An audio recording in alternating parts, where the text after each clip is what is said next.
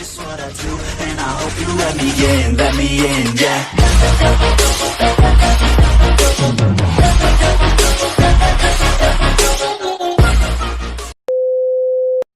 Assalamualaikum warahmatullahi wabarakatuh. Apa kabar teman-temanku semua? Saya pertama NPM 1821020506. Di kesempatan ini saya akan membahas mengenai kompetensi di lingkungan peradilan agama dalam mata kuliah Hukum Acara Perdata dan Peradilan Agama yang dibimbing oleh Bapak Herpin Yoki Pradikta MHI. Nah, di sini kompetensi di lingkungan peradilan agama yang pertama mengenai pengertian. Yang pertama pengertiannya, kata kewenangan bisa diartikan kekuasaan, sering juga disebut kompetensi atau dalam bahasa Belanda disebut kompetiti. Nah, dalam hukum acara perdata biasanya menyangkut dua hal, yaitu kompetensi absolut dan kompetensi relatif. Yang pertama, kompetensi absolut. Kompetensi absolut pengadilan agama adalah kekuasaan pengadilan agama yang berhubungan dengan jenis perkara yang menjadi kewenangannya.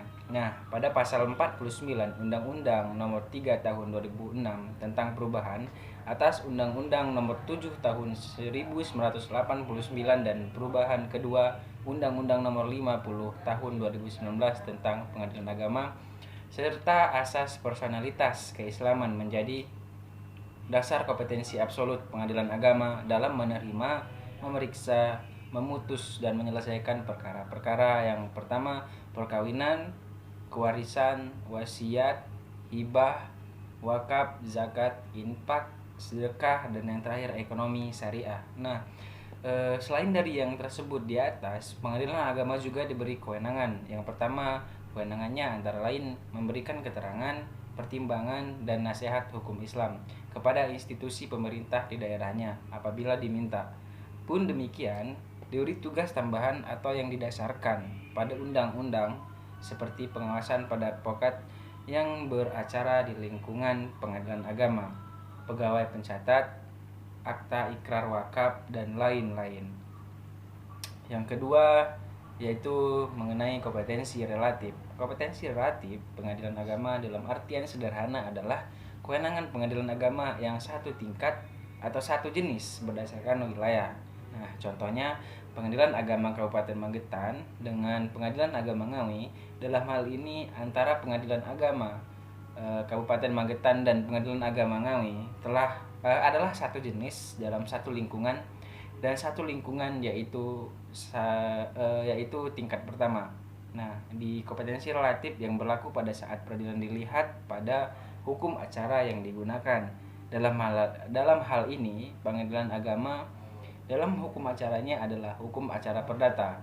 Pasal 54 Undang-Undang Nomor 7 Tahun 1989 tentang peradilan agama menerangkan bahwa dalam peradilan agama berlaku hukum acara perdata yang berlaku di peradilan umum.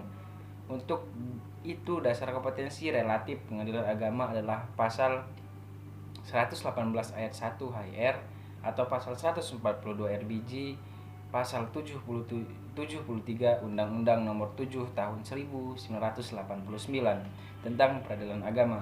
Pasal 118 ayat 1 HIR menyatakan bahwa suatu gugatan itu harus diajukan sesuai dengan daerah hukum tergugat berada. Nah, namun dalam hal ini ada pengecualian sebagaimana dalam pasal 118 ayat 2, 3, dan 4, yaitu yang pertama, apabila terdapat dua tergugat, maka gugatan boleh diajukan pada salah satu dari dua daerah tergugat berada. Yang kedua, apabila tergugat tidak diketahui, gugatannya diajukan pada daerah penggugat.